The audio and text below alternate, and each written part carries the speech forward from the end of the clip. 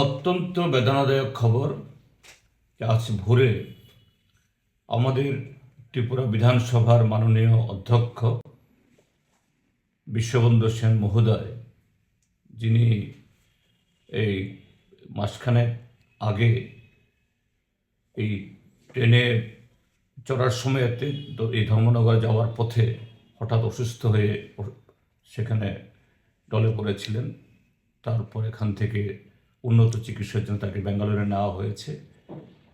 আজ ভোরে তিনি শেষ নিঃশ্বাস ত্যাগ করেছেন। আমি গভীরভাবে মর্মাহত।